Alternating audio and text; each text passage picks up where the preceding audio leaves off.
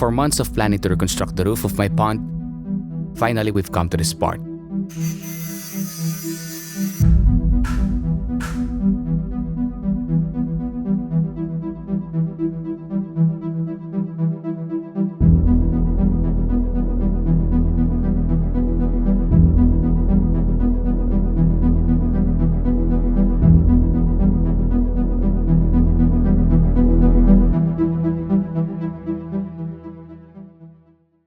In order to accomplish this, I found someone to help me with this project. This is Jake Alvaro. He's been with us since I was a kid and has been supporting me throughout my journey and helped me a lot to build anything that my fish needed. I then told him about my vision of this project, and now it's time for him to lead the way.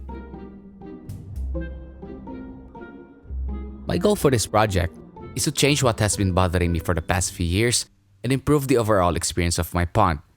For example, these jump guards, it covers large amount of view that should be enjoyed, and also, it makes my pond look smaller. So, I came up with an idea that should solve this problem, which you'll see later in this video. And by the way, this is what we ended up buying.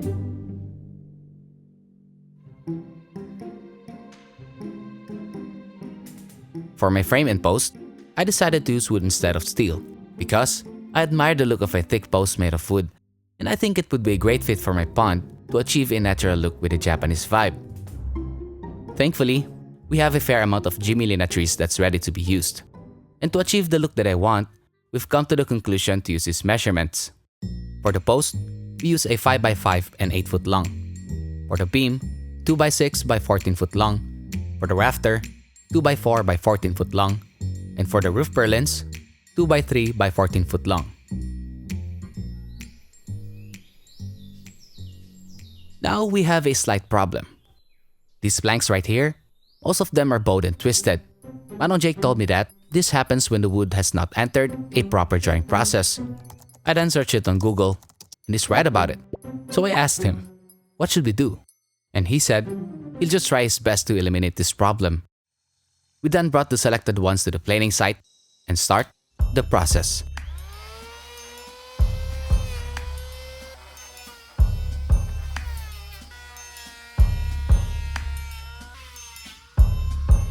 While Manong Jake is doing his job, I stood on his side to observe. It's amazing to see how he converts an ugly wood to a much better and more precise look. I almost forgot how long I stayed there, because it's so satisfying to watch. My only contribution at this point is to carry and set aside the final products. All of this took us 2 days to finish.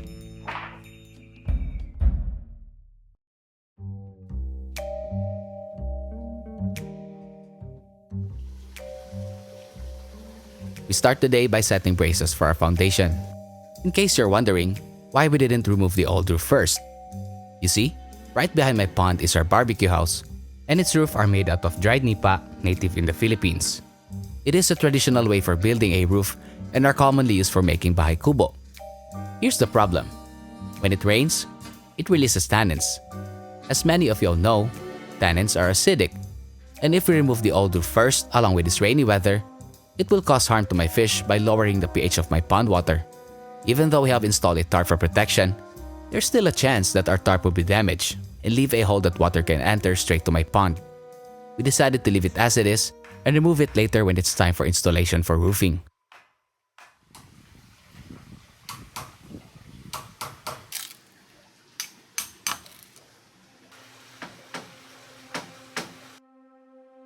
As the structure started to form, I can't help myself but to be excited for the outcome.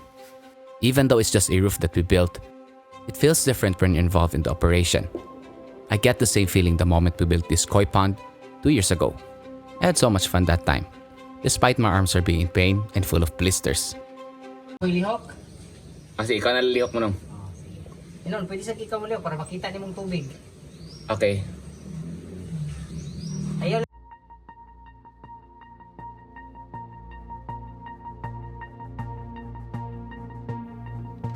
In this type of scenario, communication is a must. And also, to execute a seamless operation, we need to carefully plan every placement of the steel bars. One small mistake could lead to a serious problem. We also have to be cautious on lifting the structure with its sharp rusty edges, and I suggest that wearing safety gear is essential when handling dangerous tasks.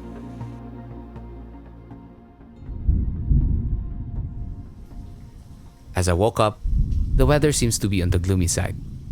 I was informed that our country will be experiencing typhoon and low-pressured areas for the upcoming days. And as soon as we get this information, we are now aware that the roof should be installed today. Time is our enemy at this point. And honestly, I felt hopeless. The moment I saw the thick clouds starting to appear and the winds becoming stronger, it made me question if we could finish the project within the given time. I then brought the roof panels, and with the help of my uncle, we started to remove its cellophane covers. And now it's time for Manong Jake to screw it in place.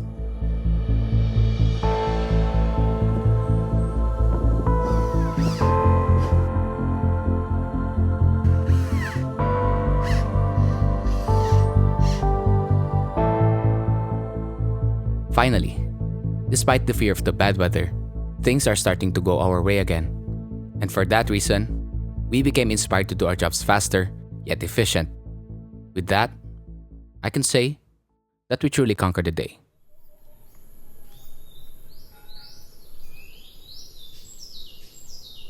On the next day, I was informed that Manong Jake has some errands to do in the morning. To waste no time, I did some slight clearing from the mess that we made yesterday. I also started to apply non-sag epoxy to the areas of the wood that has holes and cracks in it, so that tomorrow, when it's completely cured, Manong Jake can even out the surface of the wood.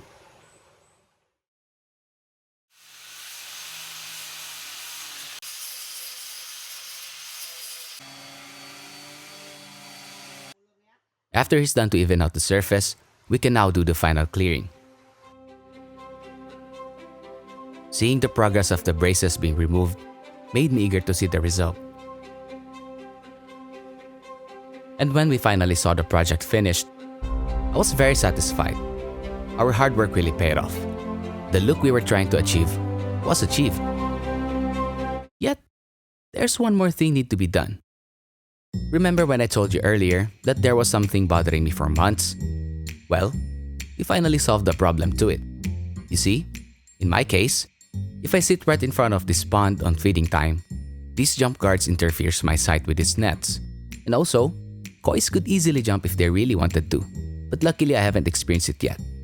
To avoid those kinds of problems, I came up with an idea to try this mechanism. Basically, it functions like roller blinds. To close it down, just simply untie the rope and place the bars down to the stopper to lock it in place. For better safety, especially when adding new kois, we drilled holes on the post for the bolt and nut to pin the net and hold it securely. I know it looks hassle and a time-consuming process, but it's not. And for me, this solved my problem. And when I do a quick visit, I only roll up the front part anyways. With these simple changes, it really made my pond feel wider. And since the barriers are being eliminated, I can now sit beside my kois and enjoy every angle of it.